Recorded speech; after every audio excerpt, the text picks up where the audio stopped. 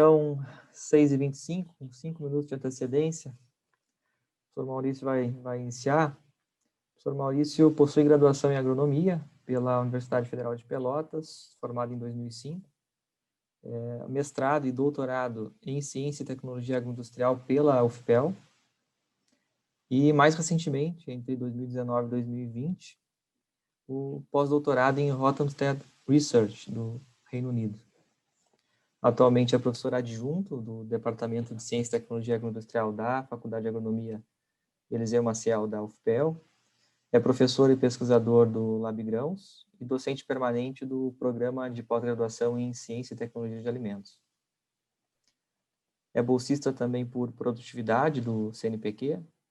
Possui mais de 100 orientações de pós-doutorado, doutorado, mestrado e iniciação científica, já concluídas, e mais de 60 capítulos de livro e livros publicados, organizados ou editados. Tem experiência na área de pós-colheita, industrialização e qualidade de grãos, especialmente nos temas arroz, soja, milho e trigo. Então tá, professor Maurício, colega da casa, né? Muito obrigado por ter topado palestrar nessa quarta-feira e uma boa palestra.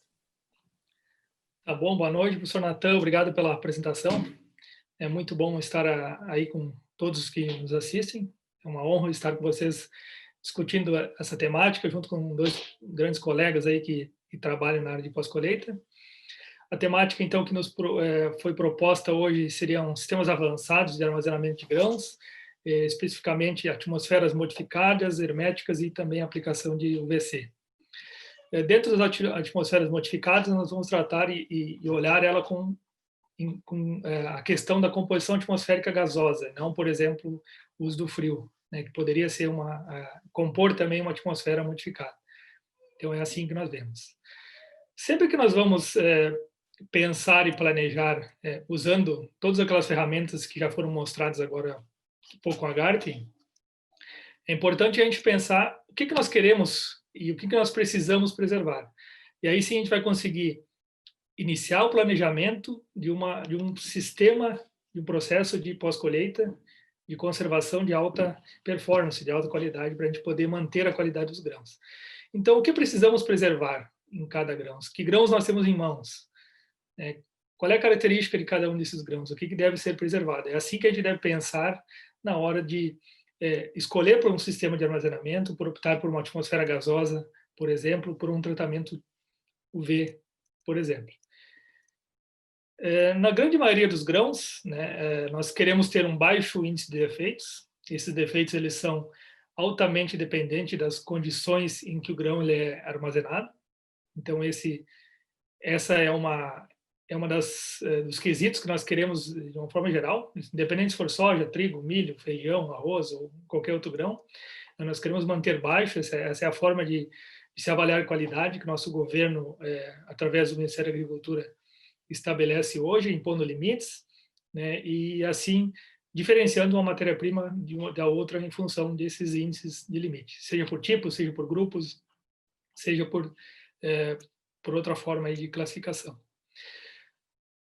O que mais nós queremos preservar é uma segunda propriedade, é o peso, é a massa inicial dos grãos. A gente não quer ter perdas, né? Uma vez que nós temos perdas na massa inicial, nós vamos estar deixando de vender aquele produto que eu comprei lá no início da safra, que eu produzi, empreguei muita tecnologia para produzi-lo da melhor forma, com a melhor qualidade, escolhendo os cultivares, fazendo um planejamento de colheita. Então, quanto mais eu puder preservar essa massa inicial, melhor. Isso se reflete diretamente no bolso de quem está armazenando, porque essa matéria-prima ela vai ser vendida, ela vai ser comercializada, e ela é comercializada em função da sua massa. Então, perda de peso é uma dos parâmetros que geralmente nós queremos preservar em qualquer matéria-prima, a não ser que tenha excesso de água ou que tenha que secar, por exemplo. A integridade física é um parâmetro qualitativo que vale praticamente para qualquer grão.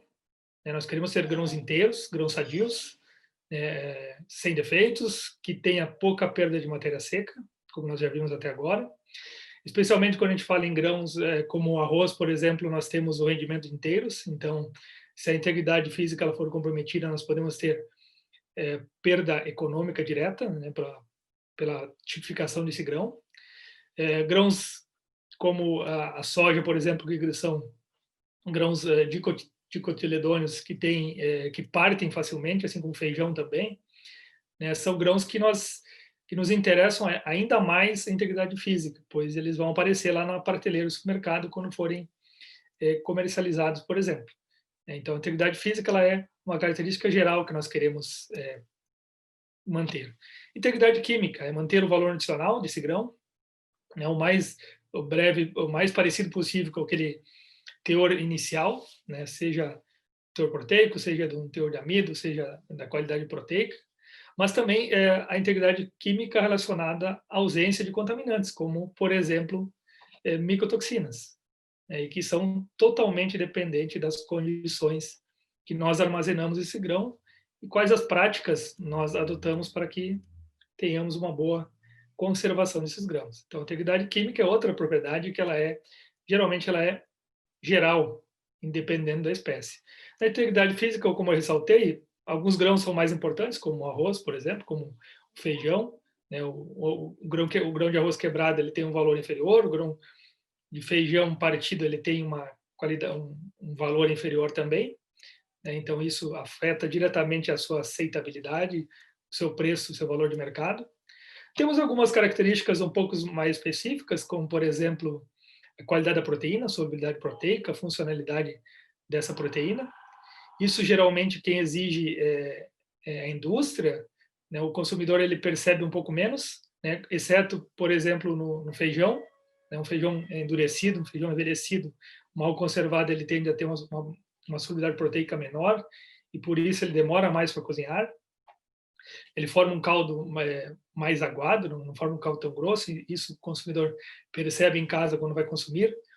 Assim como no arroz, né, em relação à sua soltabilidade, em relação à capacidade de absorver água sem romper, sem se grudar, né, mas também grãos como trigo, né, uma proteína danificada ela vai fazer com que eu não consiga produzir um bom pão no processo de panificação, e eu posso medir isso nas propriedades alveográficas da farinha de trigo, por exemplo. Na soja, a solubilidade ela tem ganhado destaque cada vez mais na indústria interna, mas muito também na exportação.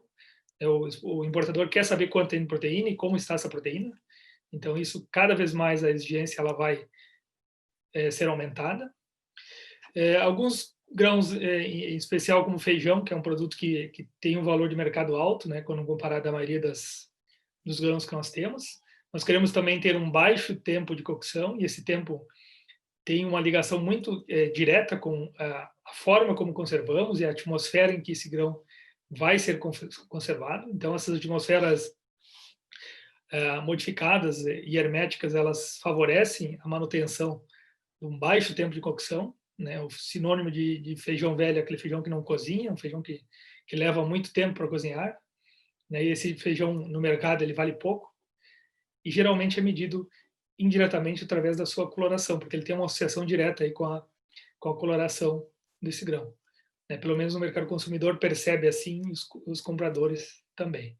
No caso do arroz, a soltabilidade é uma característica importante, especialmente na América e mais especificamente no Brasil, né? O consumidor brasileiro quer um grão solto, com alta soltabilidade, diferente um pouco dos mercados asiáticos e até mesmo europeu, né? Que não se importa tanto com a coloração do grão e nem com a sua soltabilidade, né? Então, são características que estão diretamente ligadas aí às condições que esse grão vai ser armazenado.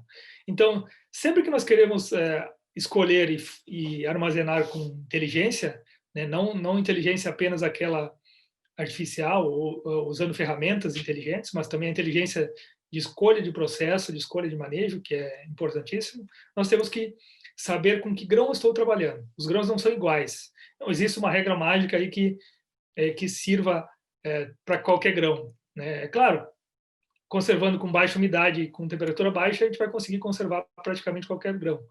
Mas nós temos que conhecer bem o grão. Qual é a qualidade desejada do mercado?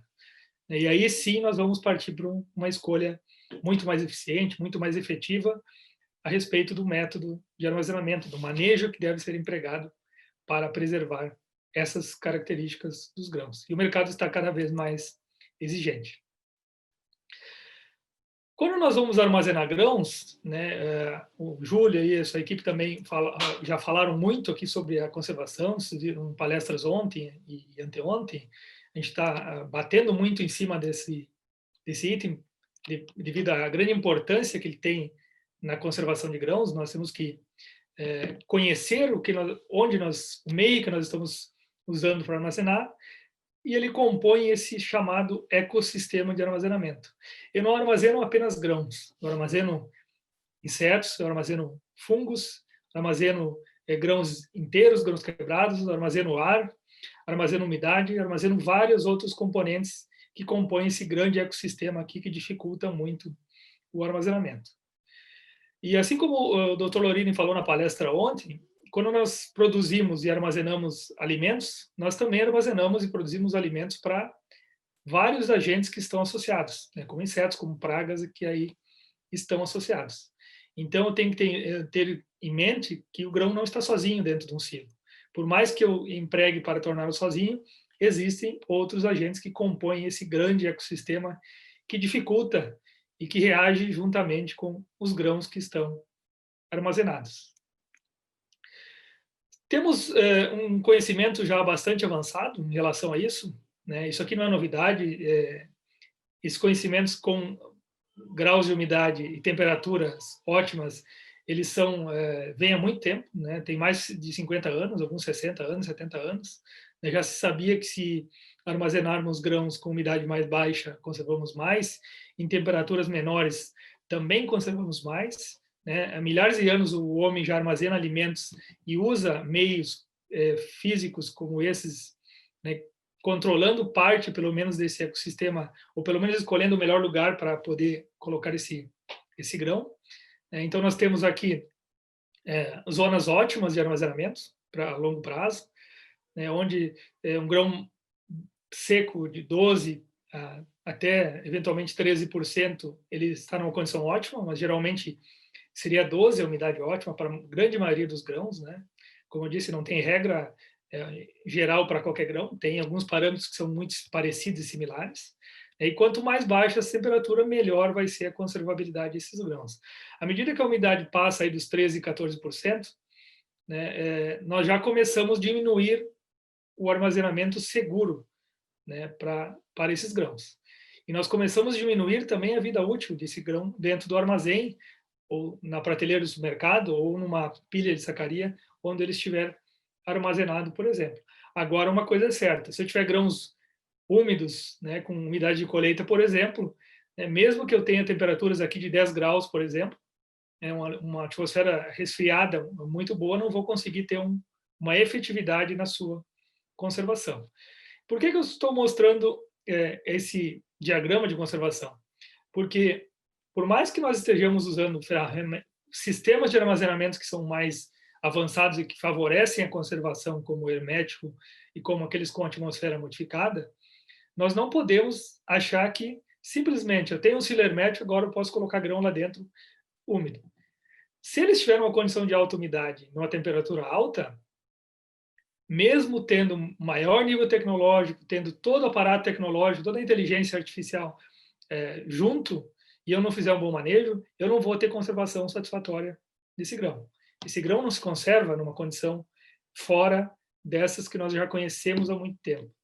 Para que eu tenha uma boa conservação, eu tenho que, da mesma forma, manter a umidade baixa e a temperatura mais baixa possível. Nem sempre nós conseguimos controlar essa temperatura aqui. Embora já existam ferramentas, né, a gente vai ter seminários aí sobre refrigeração, por exemplo, que auxiliam muito no processo de conservação. Mas nem sempre eu tenho essa ferramenta, nem sempre eu consigo acessar essa ferramenta de resfriamento. Então, muitas vezes eu tenho que compensar essa umidade com essa maior temperatura com a menor umidade dos grãos. Por mais avançado que seja o sistema, esses limites eles são gerais. Um grão não se conserva, por mais avançado que seja, por períodos longos, numa atmosfera aí que numa alta condição de umidade, numa alta temperatura. Tá? Ela pode até aumentar a vida útil nessas condições, mas ela não vai permitir o armazenamento aí a longo prazo. Devemos lembrar que os grãos eles possuem metabolismo ativo, nós temos células vivas, né, que são capazes de fazer a reação chamada respiração, né, e se for semente germinar, mas grão também germina, né, se estiver vivo e viável. Nós temos grãos nesse sistema, nesse ecossistema que compõe grãos sem atividade metabólica, grãos que a gente poderia dizer, né, coloquei aqui entre aspas, né, mortos, né, porque as células já não têm mais a viabilidade celular e por isso eles vão, eles já não têm mais a capacidade de respirar, fazer a respiração e também não têm a capacidade de se proteger. Então nem sempre eu quero ter um grão que não respira, né? Porque o grão que respira, por mais que ele cause perdas, ele tem algumas vantagens em relação à preservação celular. Então, ele tenta se manter preservado por mais tempo, estando vivo, né? Estando com células viáveis aí que tem esse metabolismo, que desencadeia uma série de reações aí de proteção do próprio grão. Nós temos pedaços de grãos e fragmentos, isso aqui é um problema em qualquer sistema de armazenamento. Se a gente puder separar, sempre é importante separá-la já na entrada dos grãos, esses grãos aqui, porque são grãos que respiram muito mais, que têm uma intensidade respiratória e reativa muito maior do que um grão que está inteiro. Nós temos impurezas, que são, por exemplo, detritos de plantas, né, da parte que deu origem a esse grão dessa espécie. Nós temos matérias estranhas, que poderia ser qualquer material que não seja aquele da mesma espécie. E nós temos particulados, como poeira, como pó, que também dificultam muito aí a questão de conservação. Quanto mais puro o grão estiver no processo de conservação, independente do sistema, melhor vai ser, mais fácil vai ser a sua conservação e melhor vai ser a sua conservabilidade. Então, se eu puder separar esse grão ruim, esse grão partido, as impurezas, né, do grão principal que eu tenho, melhor. Se eu puder botar lá num silo separado o problema, eu vou concentrar o problema apenas num silo e não distribuí-lo em diversos silos ou em diversos sacos, diferentes unidades de conservação de grãos. É importante lembrar também que os grãos eles são uma massa porosa, né? Como o pessoal da Garten já falou anteriormente, nós temos ar entre os grãos, né? E se esses grãos tiverem capacidade respiratória, eles vão utilizar esse ar, né, que tem oxigênio, para respirar. E não só os grãos, os fungos, os insetos, os agentes que estão entre esses grãos também vão utilizar esse ar para deteriorar o grão. Então, o próprio grão ele se deteriora através da respiração, né, porque a célula, para se manter viável, ela tem que respirar, ela tem que ter atividade respiratória.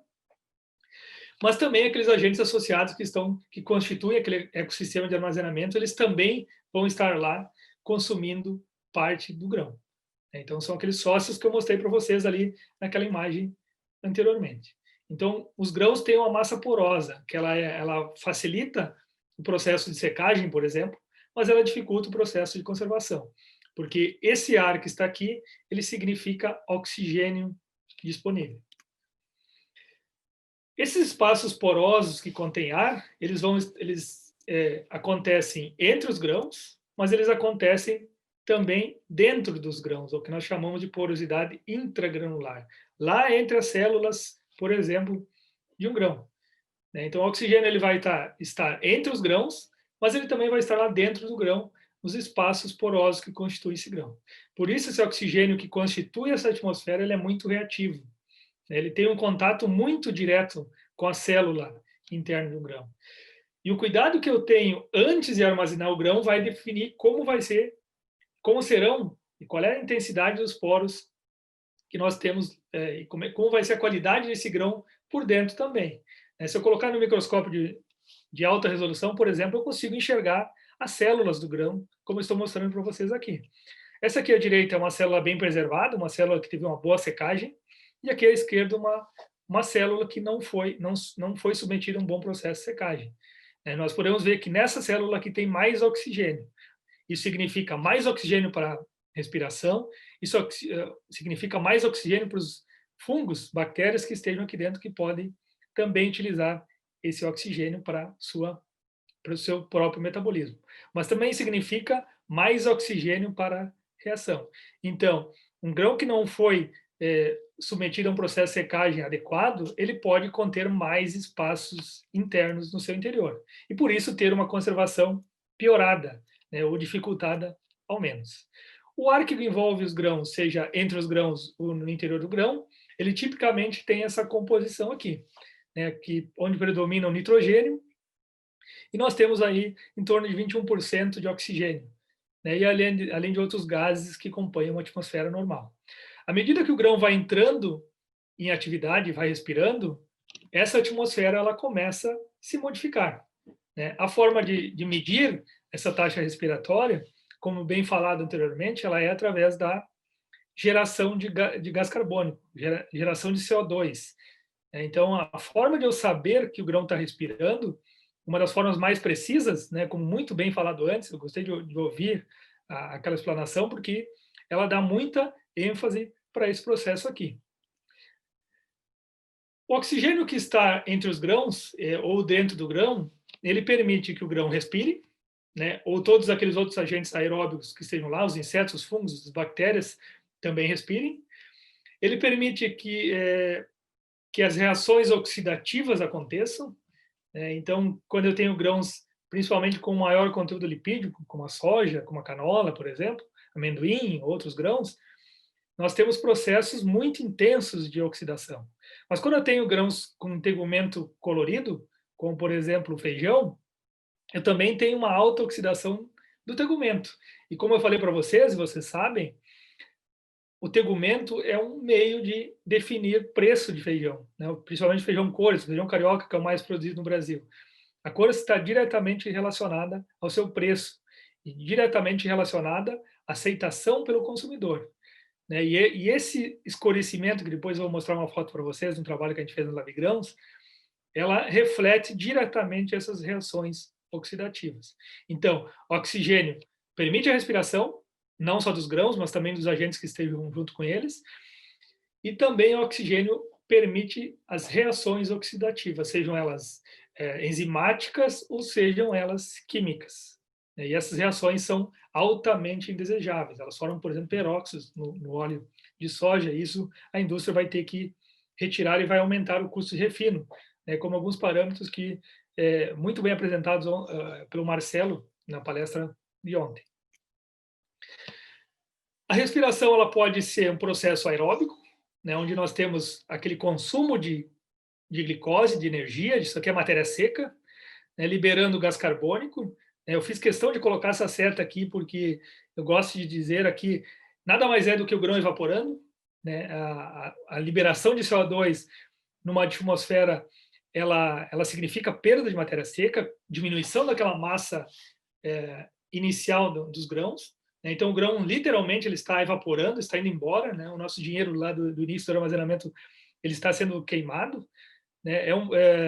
Junto com outros parâmetros, a grande inflação do sistema de armazenamento, né? Aquela inflação, porque ela está consumindo as nossas reservas que nós acumulamos e armazenamos e cuidamos para colocar dentro de um silo nas melhores condições possíveis, né? Ou dentro de um saco, dentro de uma embalagem, dentro de um fardo, né? Dependendo do processo industrial que ele se encontra, e que agora está indo embora na forma de vapor, na forma de CO2.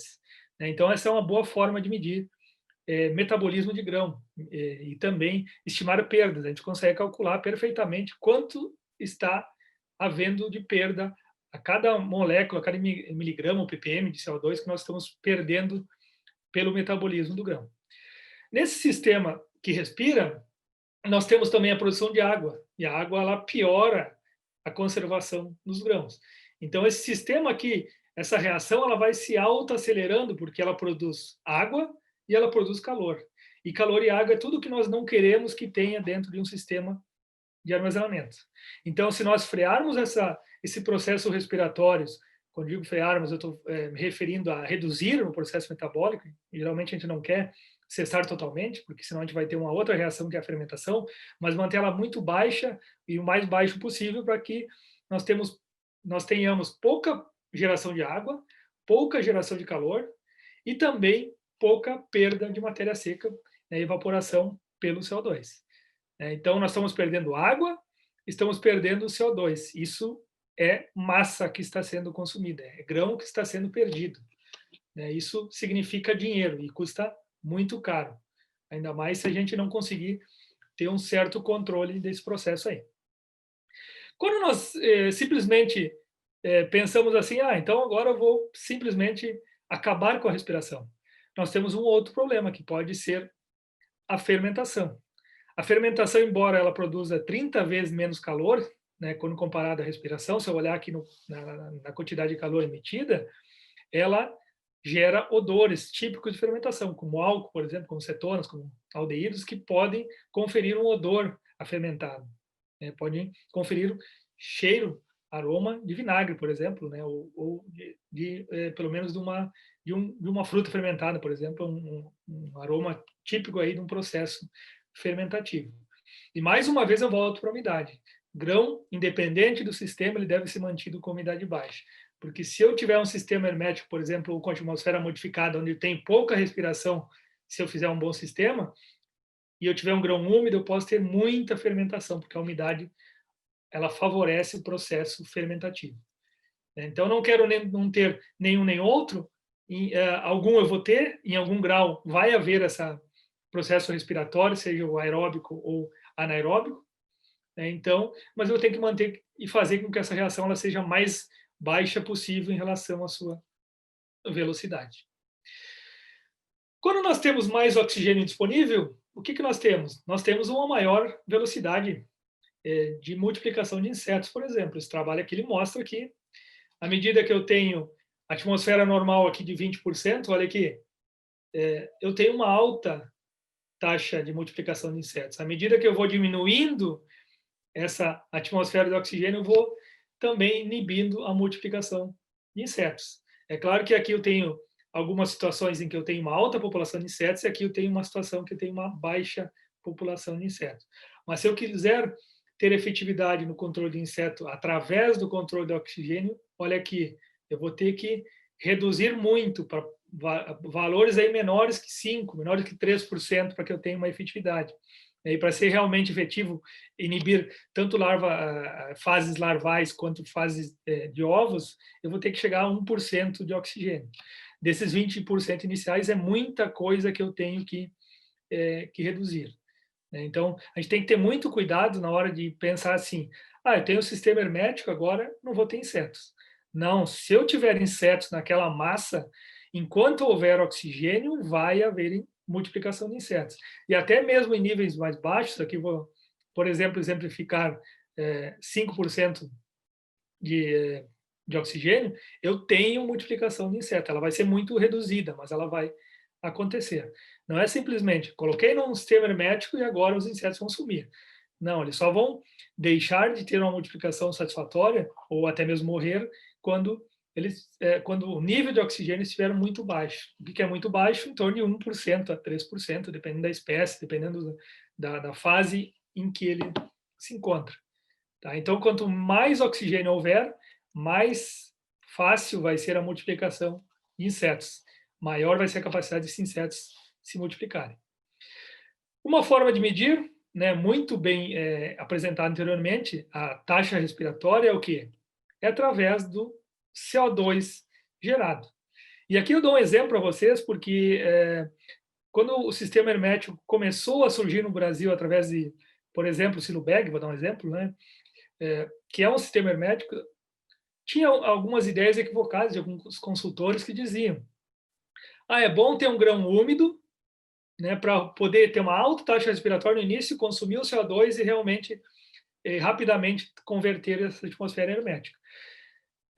Nós não sabemos quanto tempo demora isso, né? Por mais que algumas pesquisas já dêem uma ideia, esse processo é muito arriscado.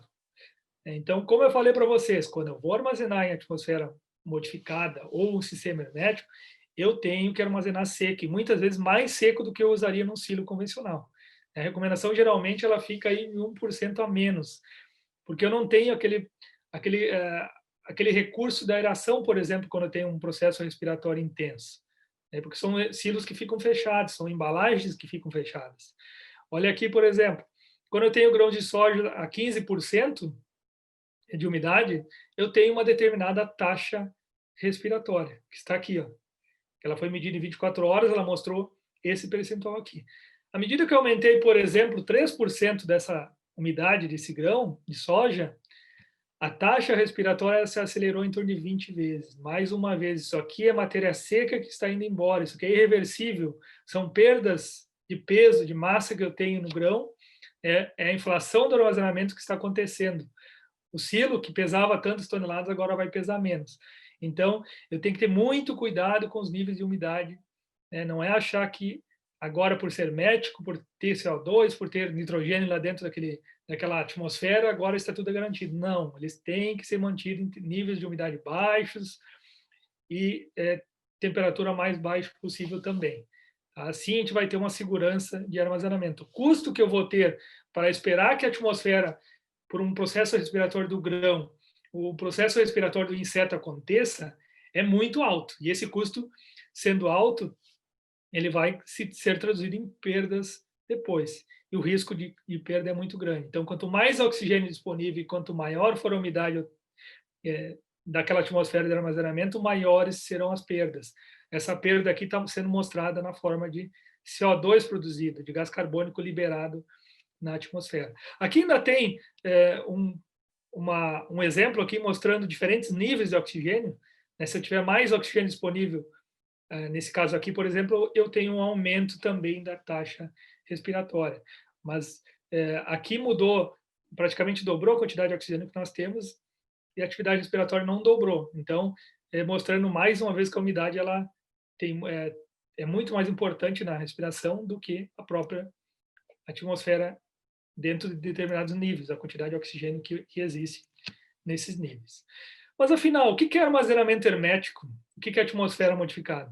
Então, nós temos o nosso sistema convencional, né, que é típico, por vezes ele é também chamado de estrutura semi-hermética, porque a troca térmica, a troca de gases de atmosfera ela é limitada pelo volume, que nós temos um volume muito grande, então não é tão intensa essa troca, a menos que eu tenha aeração.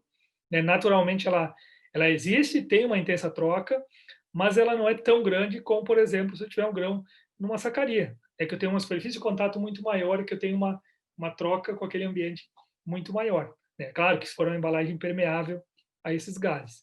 Então, essa aqui é a atmosfera que nós já conhecemos, que ela é convencional. Ou nós temos outros sistemas, que são chamados herméticos, que podem ser um silo muito parecido com esse. Eu coloquei um silo um pouco diferente para mostrar que eles não têm essa abertura na parte superior, por exemplo, nem nas laterais aqui. Então, a troca gasosa aqui ela é nula, ela é zero. É um sistema bem hermético, ele não permite que o ar externo acesse os grãos que estão no meio e nem a atmosfera que esteja interna ela acesse a camada externa dos grãos, tendo trocas muito intensas. Então, o armazenamento hermético é aquele que não permite trocas gasosas com o ambiente externo.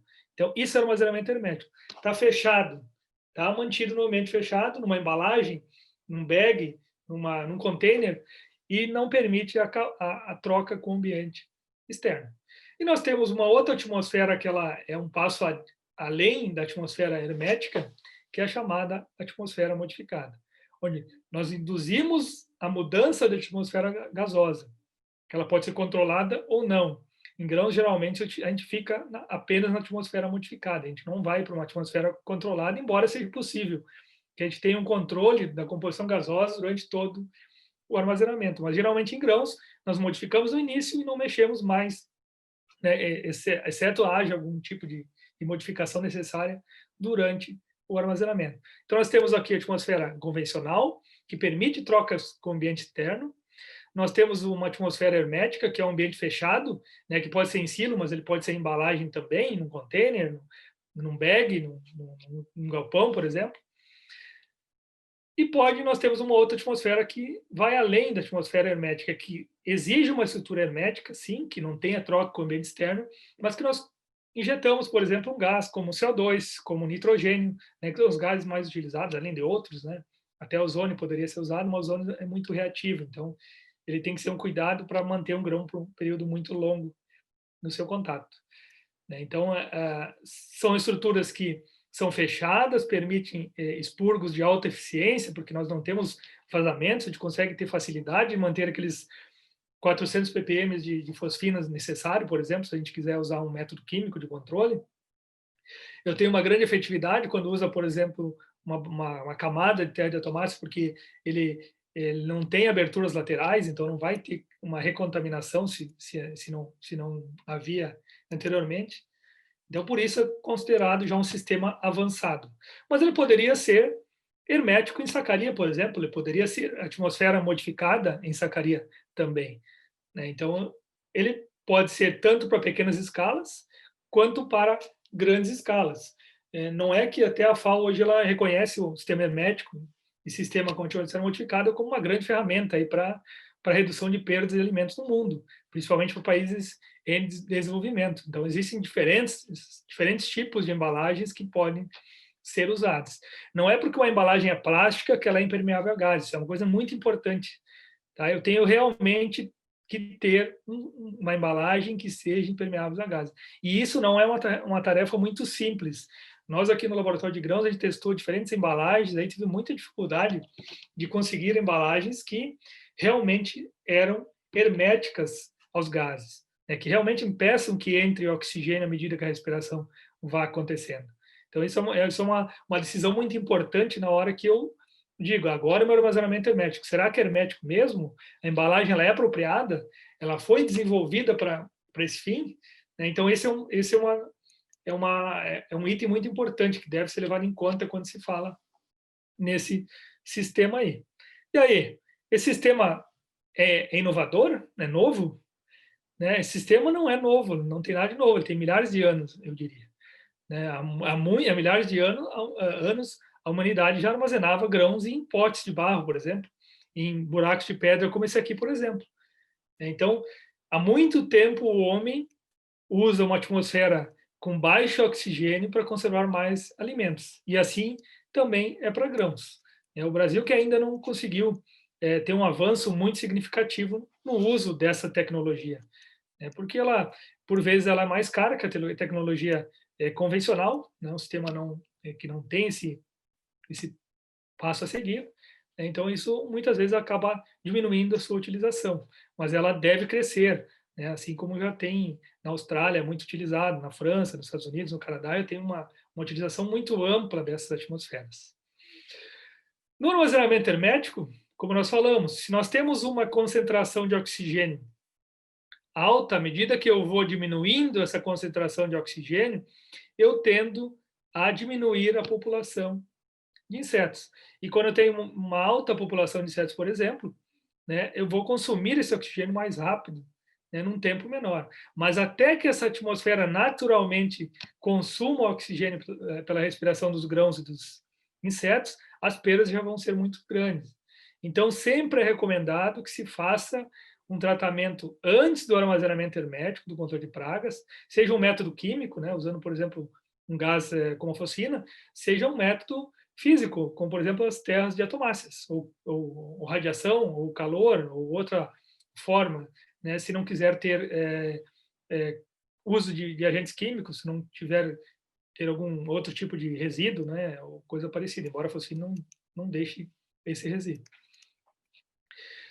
Aqui mostrando aquele item que eu falei agora há pouco, que eu ressaltei, não é simplesmente por ser uma embalagem de plástico que ela é hermética.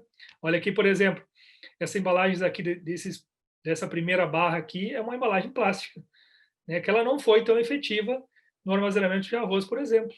Né, esse é um estudo recente, que foi publicado na semana passada, que testou diferentes embalagens para o armazenamento de arroz, por exemplo. E percebeu que uma embalagem plástica de polipropileno normal nem sempre é a mais adequada para armazenamento hermético. Olha aqui as perdas, a quebra técnica, em pouco tempo ela é considerável, né, quando eu tenho uma embalagem que não é apropriada para armazenamento hermético. Enquanto eu tenho embalagens mais apropriadas, eu consigo manter os níveis de quebra técnica, de perda de massa, muito mais próximas daquelas aceitáveis, né, e são muito menores quando comparado à embalagem que não é adequada. Quando eu tenho o armazenamento convencional, essa perda é muito maior ainda. Então, o armazenamento hermético já tem mostrado, ele é muito estudado, né, para diferentes grãos, ele tem mostrado a sua efetividade aí na redução de perdas na pós-colheita de grãos.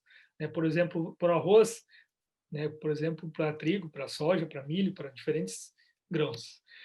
Aqui, mais uma vez, mostrando os efeitos do armazenamento hermético na redução de perdas, né? Mostrando quando eu tenho estruturas bem herméticas, como as metálicas, por exemplo, eu tenho perdas menores, por mais que eu tenha, por exemplo, aqui 30 semanas, né, quando comparado a uma atmosfera normal, né, sem controle, sem ser hermético, sem trocas reduzidas com o ambiente externo. Olha aqui, essa redução de perda aqui, ela significa um índice bastante elevado aí de redução de perdas, né, exemplificando para milho. Essas perdas, é claro que elas estão somadas àquelas associadas a insetos, então não é só a quebra técnica por taxa respiratória, mas também aquela por consumo de insetos. É uma diferença muito grande.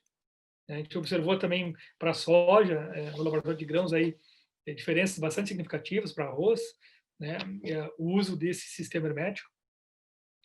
Aqui mostrando também, por exemplo, a perda de matéria seca em trigo, né, ao longo do tempo de armazenamento, comparando o sistema hermético, em que nós temos uma perda aí, estimada aí de 6,8% em 150 dias, enquanto nessa condição aqui, numa embalagem normal, numa embalagem convencional, né, que se assemelha aí um sistema convencional de armazenamento, uma perda muito mais expressiva. Mais uma vez, elas têm a participação de perdas ocasionadas por insetos. À medida que nós vamos reduzindo, então, essa concentração de oxigênio, como nós já vimos antes, nós temos uma redução na taxa respiratória, na intensidade respiratória, então é uma forma de reduzir e controlar a perda e a respiração. Geralmente, para modificar a atmosfera, que é a outra atmosfera que vai além do armazenamento simplesmente hermético no meio fechado, agora nós estamos começando a mexer na composição atmosférica de uma forma induzida, e não apenas naturalmente pela respiração e pelo consumo dos grãos, né, usando, por exemplo, atmosferas com CO2, nitrogênio, que são os gases mais utilizados. Eles dependem, o tipo de gás que eu vou utilizar depende muito daquele objetivo inicial, né? O que eu quero preservar? Prevenir a ocorrência de insetos, inibir a oxidação, inibir a respiração, né? A gente sabe que geralmente quando se fala em oxidação em pigmentos, por exemplo, do feijão lá, o nitrogênio é mais efetivo, enquanto quando eu falo na inibição da respiração, o CO2 ele tende a ser mais efetivo, né? Tanto para a respiração dos grãos, mas também respiração de insetos. Então, essa atmosfera gasosa ela tem muito a ver com aquele objetivo inicial. O que eu quero preservar nesse grão? O que é vital? O que é importante eu preservar nesse grão? E aí nós vamos decidir por qual estratégia de gases, qual é a concentração utilizar em função desse objetivo inicial. Uma vez que a gente consiga eliminar os insetos já no início, é muito mais fácil eu tomar essa medida depois, né, e poder manter o grão bem conservado depois. Aqui exemplificando a taxa de mortalidade de insetos em função da concentração de CO2, por exemplo. À medida que eu elevo a concentração de CO2 comparado aqui a 55% na atmosfera, por exemplo, né, em algumas horas de exposição, nós começamos a elevar também a efetividade da mortalidade. Então, geralmente, em relação à mortalidade de insetos, o CO2 é um pouco mais efetivo. E à medida que eu aumento essa concentração de CO2, eu consigo aumentar a taxa de mortalidade. Mas cuidado, se eu tiver sementes, por exemplo, e ter que manter a integridade biológica dessa semente, eu tenho que ter cuidado com o CO2. O CO2 é mais agressivo à célula. Ele também provoca mais toxidez celular e morte celular. Então, isso vai se traduzir depois também na redução da taxa de germinação. Aqui mostrando também diferentes manejos aí com gás carbônico. A longo prazo, por mais que eu use uma concentração menor, eu vou ter uma alta taxa de mortalidade, mas se eu tiver uma concentração maior, já no início eu vou ter uma resposta mais efetiva. A atmosfera gasosa e a resistência desses insetos, elas dependem muito de cada espécie. Se eu tiver mais ou menos CO2, alguns são mais tolerantes, alguns são menos tolerantes. Existem muitos estudos que mostram já essa efetividade, algum com 20% de CO2, né, eu não tenho praticamente nenhuma efetividade, eu tenho um baixo índice, alguns eu preciso elevar para 80%, por exemplo, para ter uma efetividade maior, né? Então, eu tenho que ver qual é o inseto que eu tenho, qual é a praga típica desse grão e assim decidir a atmosfera gasosa que eu vou utilizar. Lembrando, quanto mais gás eu utilizar, maior será o custo aí dessa atmosfera também. Então, não é simplesmente, agora eu vou colocar 100% de gás carbônico ou nitrogênio. Isso é custo, né? E muitas vezes eu não quero elevar tanto assim a atmosfera, eu vou ficar num parâmetro mais baixo. Aqui alguns resultados, né, que foram obtidos lá na minha tese de doutorado, por exemplo, que mostra a efetividade das atmosferas aí na preservação do conteúdo lipídico, principalmente quando tem grãos mais úmidos, mas também nos grãos mais secos.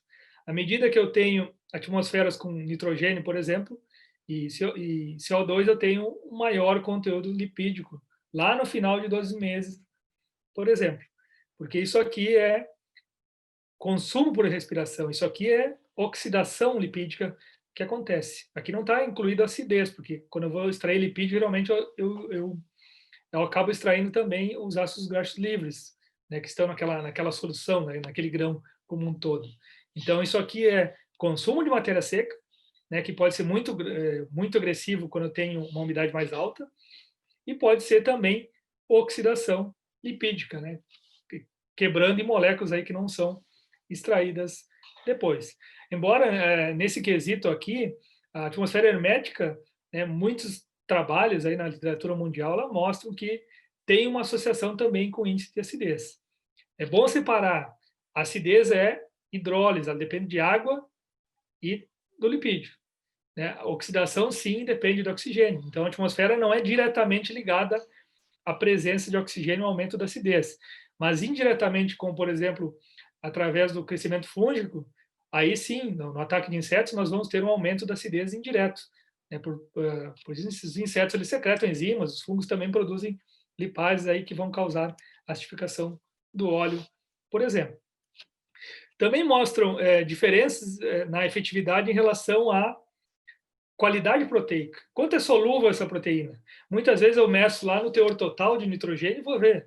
Ainda tem muita proteína nesse grão, mas como está a funcionalidade dessa proteína? Eu consigo extrair ela se eu quiser produzir um produto mais nobre, como, por exemplo, o isolado proteico, um leite de soja, por exemplo. Então, eu tenho que preservar a solubilidade proteica desse grão. E a atmosfera, tanto modificada como hermética, ela se mostra efetiva. Nesse caso aqui, o armazenamento hermético é mais efetivo até do que o armazenamento, do que as atmosferas modificadas em relação à solubilidade proteica da soja, por exemplo, quando armazenado aí a 11%. Mais uma vez, umidade alta piora na conservação, piora na conservabilidade, independente de eu usar um sistema mais avançado de armazenamento. Nós temos perdas. Tá? Então, nós temos que ter cuidado nesse sentido aí. Teor lipídico, né, mostrando aí o teor de óleo total no grão. A atmosfera, ela previne aí a diminuição do teor lipídico. Mais um trabalho feito no LabGrãos também com soja. As atmosferas, elas se mostram efetivas na preservação da cor. Aqui estou mostrando a cor também na soja. O armazenamento convencional ele permite mais a oxidação de pigmentos do tegumento, por exemplo. Isso aqui vai se refletir no óleo mais escuro, por exemplo, enquanto que as atmosferas elas preservam a coloração inicial dos grãos. É claro que, por exemplo, se eu tiver uma incidência muito grande de grãos verdeados, que eles tendem a diminuir um pouco durante o armazenamento, eu posso também, numa atmosfera assim, preservar mais esses grãos esverdeados. Então, eu tenho que, quando tem uma carga muito grande de grãos esverdeados, eu tenho que ter um cuidado também no uso das atmosferas. Aqui mostrando um trabalho, uma tese de doutorado aí do Galileu Rúpulo, né, um consultor de pós-colheita que trabalha no Mato Grosso, orientado pelo professor Moacir, teve uma participação efetiva aqui do professor Natan também, mostrando aqui diferentes atmosferas no conteúdo, na composição química de grãos, mostrando que tem uma efetividade, né, do uso das atmosferas na manutenção do valor nutricional dos grãos também. E quando se fala em feijão, também muito ligado com a coloração. Aqui mostrando o uso de silos bags, por exemplo, que é um tipo de armazenamento hermético, embora a gente tem que fazer uma distinção, não é um sistema de armazenamento, é um sistema emergencial de armazenamento, ele é para um período menor e não para 1 ano, 2 anos, 3 anos, como a gente consegue ficar num silo, a gente tem que ter uma consciência nesse sentido aí, mostrando a efetividade mais uma vez. Na mesma tese de doutorado, aqui mostrando um comparativo aqui entre o sistema normal e o sistema com nitrogênio na coloração do feijão carioca. Eu tenho uma imagem que vai mostrar daqui a pouco para vocês aí essa preservação. A gente consegue ter uma preservação daquele feijão lá que vai valer 250, 300 reais, por exemplo, a saca, né? E aqui eu tenho um grão que tem uma alta mudança na coloração, aquele grão avermelhado, né? Que tem uma intensidade maior, que vai valer 50, 60 reais a saca. Né? Isso aqui é tecnologia sendo empregada para agregar valor ao produto, manter o valor inicial do produto.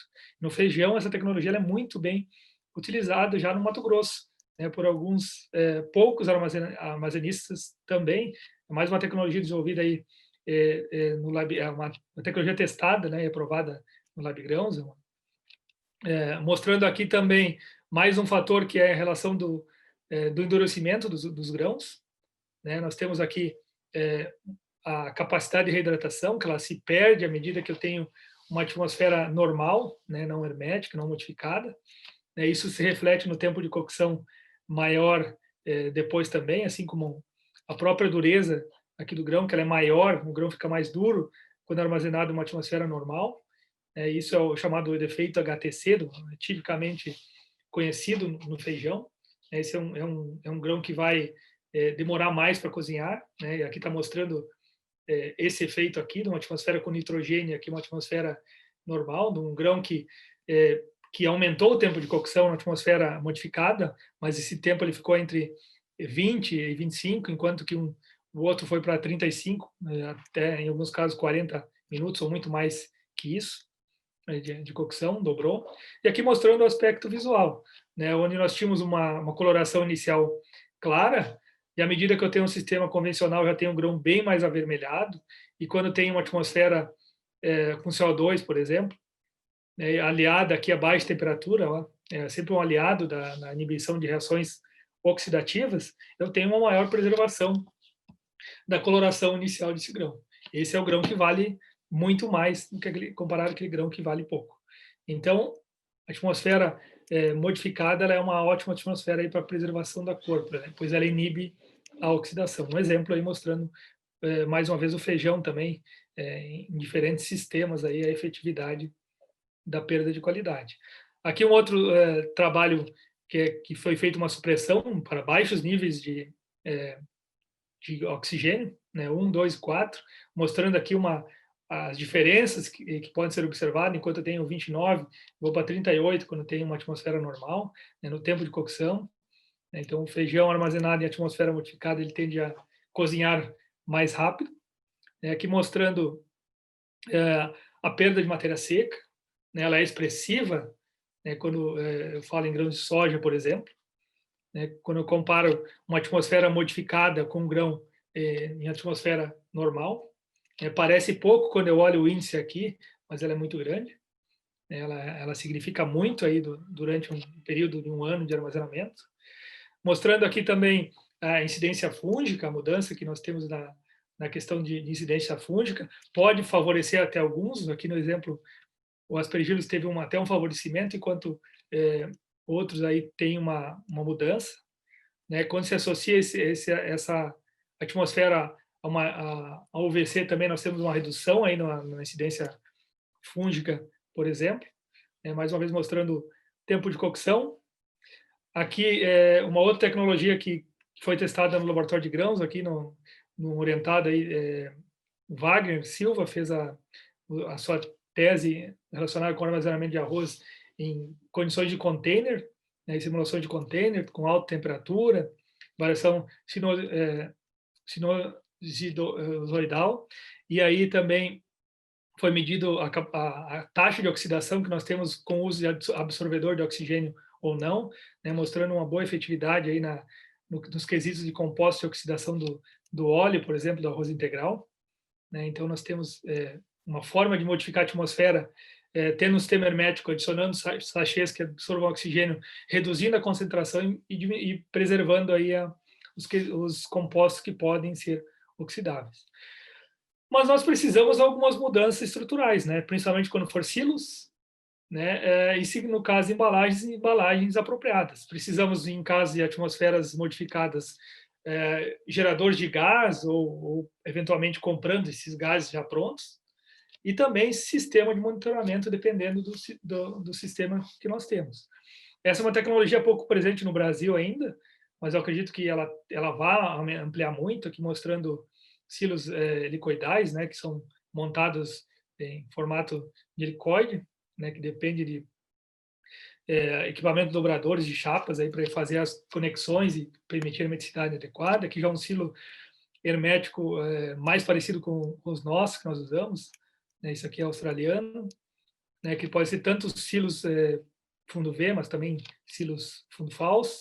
Aqui um silo no Brasil, né, sendo produzido para armazenamento de feijão, né, foi feito por Metalúrgica, nem era uma empresa especializada em silos, mas se mostrou muito efetivo aí na preservação da cor do feijão, por exemplo. Tem outras alternativas aí que são, por exemplo, selar os silos, né? Então são algumas tecnologias que estão começando no Brasil, né? Aqui tem uma vantagem de ter uma coloração clara, isso dá um ganho de temperatura interna aí de em torno de 4 a 10 graus, mais ou menos, em média, né? Dentro dessa faixa. Sempre que possível, se a gente puder ter um silo hermético e com isolamento térmico, melhor, né?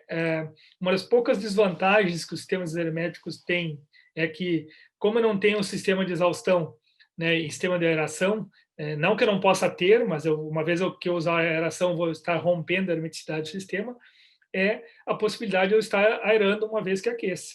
Então, por isso, o grão tem que estar seco, o grão que tem que estar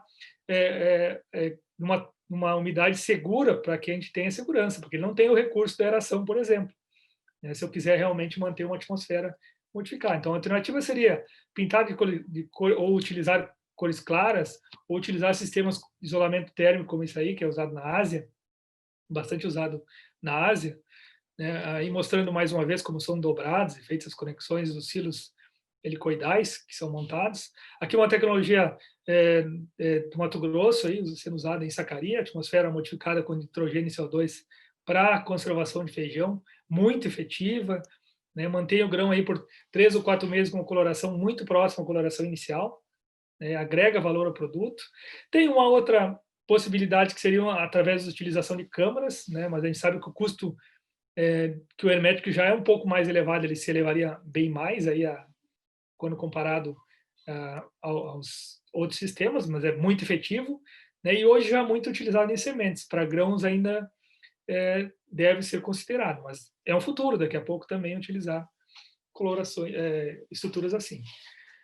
Uma outra técnica que fazia parte aí da nossa temática de hoje é a utilização da radiação UVC, né? Uma radiação ultravioleta, né, que ela tem um comprimento de onda aí que fica em torno de 200 e 280 nanômetros. É um tipo de radiação que ela é produzida, inclusive, pelo Sol, embora a camada de ozônio retenha durante a radiação solar, então ela não chega na Terra, mas é um tipo de radiação que ela deve ser usada com cuidado, porque ela causa problemas aí na nossa visão, né, e até alguns possibilidades de ser mutagênico. Então, quando utilizada, ela tem que ser usada com segurança. É uma tecnologia que se mostra promissora, né? Geralmente se utilizam lâmpadas para fazer o tratamento, ou, por exemplo, esse aqui é um tratador de grãos aí, é um protótipo, né, ainda, mas ele não é feito por nós, é feito por um instituto internacional, que mostra que o grão vai passando por uma esteira, né, de um dispositivo com lâmpadas aqui que vão fazendo a radiação desse material. E uma coisa importante, esse material não vai ficar radioativo, tá? Então, é uma radiação com comprimentos de onda não ionizáveis, aí, que são de baixa frequência. Aqui alguns trabalhos que nós fizemos no laboratório de grãos, né, lá do Cristiano, né, e mostrando uma efetividade aí na diminuição da incidência de insetos. Geralmente o inseto ele não morre a não ser que eu tenha um período muito prolongado, mas ele perde a capacidade de se reproduzir e se multiplicar. Então, isso é uma vantagem que nós temos. O ideal, então, seria usar após um expurgo, por exemplo, né? Mostrando também uma efetividade na inibição da perda de massa de milho, né? Mostrando que os grãos que foram submetidos à irradiação aqui com círculos, triângulos e quadrados brancos, aqui eles têm uma perda de massa menor quando comparado àqueles que não foram submetidos à radiação. É uma tecnologia promissora que ainda requer adaptações aí para uma boa utilização, porque eu tenho que manter o grão sobre uma radiação de uma lâmpada, então isso requer um tempo e que dificulta aí uma aplicação de grande volume em grande escala. Ainda está em testes, né, estudada no mundo inteiro. Também tivemos aí da Cláudia, uma engenheira agrônoma que fez a sua dissertação aí há uns 3 anos atrás, testando aí para inibição de micotoxinas, né? Vimos alguma efetividade, embora foi sendo menor do que aquelas que nós esperávamos, mas ela se mostrou bastante efetiva principalmente para fusário, né? Não tão efetiva para penicílio, mas ela mostrou uma certa efetividade aí para redução da incidência de fusário e até da incidência de micotoxinas, né? Embora não foi tão satisfatório quanto nós gostaríamos. Mas é uma tecnologia promissora aí que nós queremos, devemos estudar mais um pouco aí para realmente viabilizar seu uso.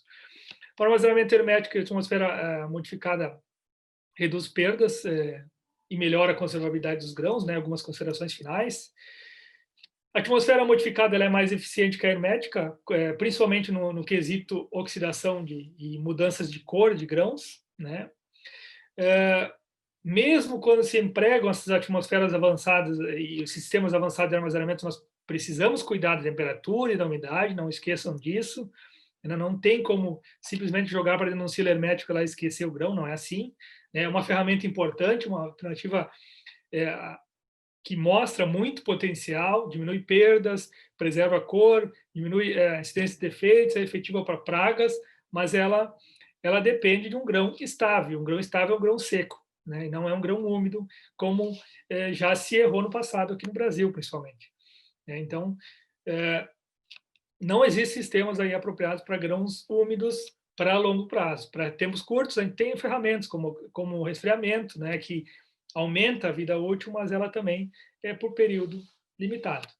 A radiação UVC, então, é uma técnica promissora aí tanto para controle de pragas, quanto para redução de perdas e também controle de micotoxinas em grãos armazenados, mas a gente precisa estudar um pouquinho mais aí e ver como viabilizar o seu uso em grande escala. Muito obrigado pela atenção de todos, né? Agora eu vou ficar à disposição aí, professor Natan, acho que passei alguns minutinhos, desculpa aí, professor Natan, mas eu fico à disposição aí das perguntas que, porventura, tem aí meus contatos, né? Estou aí. Agradeço aqui também todos os membros do LabGrãos aí que fazem parte desse trabalho, dessas pesquisas que a gente tem compartilhado com vocês aí. Ok, professor Maurício, parabéns pela apresentação recheada aí de informações de pesquisa, né? Estão chegando alguns comentários aqui, o professor Moacir te parabenizando.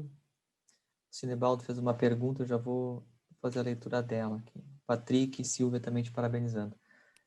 Não podemos esquecer do café, né? O café também é um produto que nós temos o armazenamento com nitrogênio, eu acho que é a principal forma, né? Para o café de alta qualidade. E como que tu vê, professor Maurício, o país assim está preparado para pegar esse caminho do armazenamento hermético, pelo menos nessas culturas citadas, ou atmosfera modificada? O que falta ainda para isso acontecer, na sua opinião? Primeiro, nós temos uma oferta limitada de produtos hoje, né?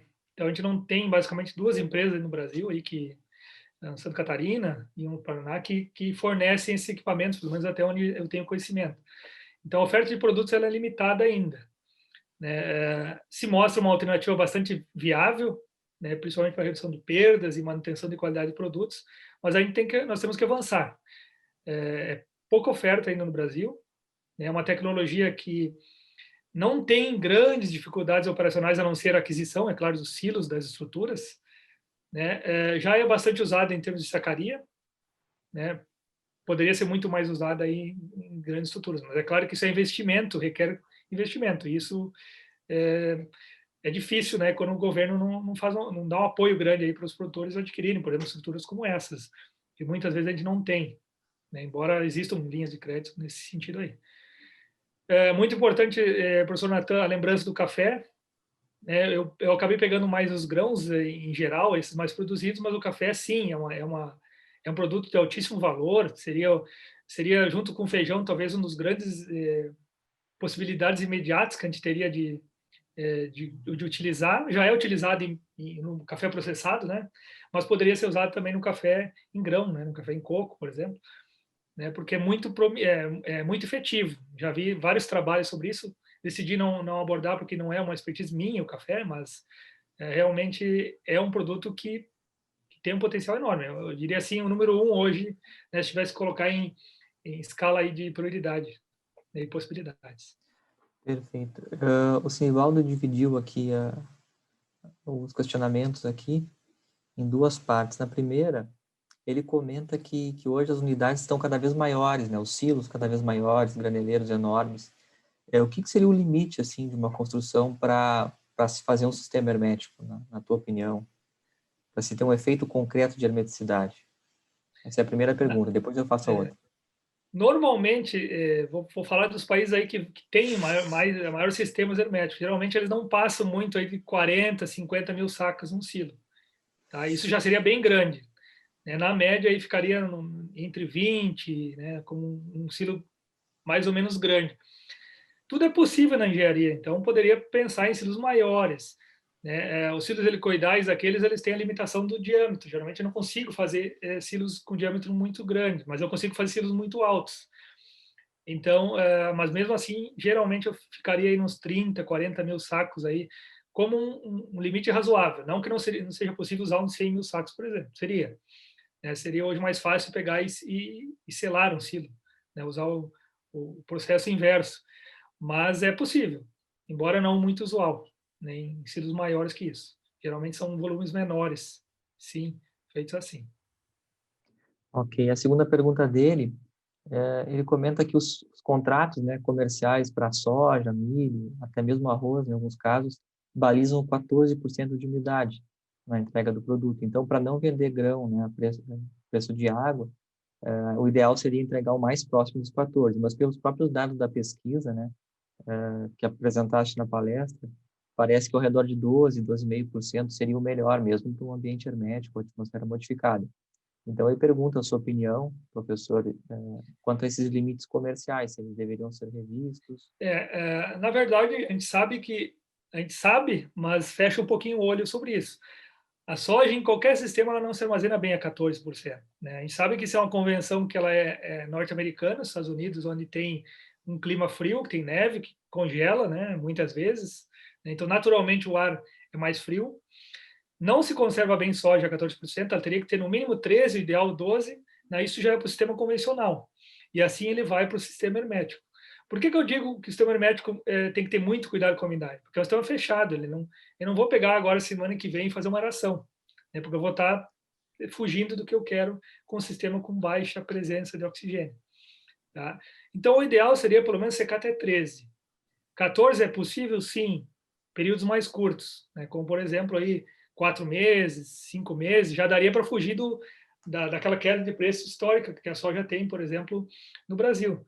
Se eu conseguir manter 4 a 5 meses aí a mais, eu já consigo pegar o preço, né, geralmente top no Brasil. Se eu chegar em setembro, mais ou menos, né, agosto, né, então já conseguiria com 14%. Aí sim seria viável.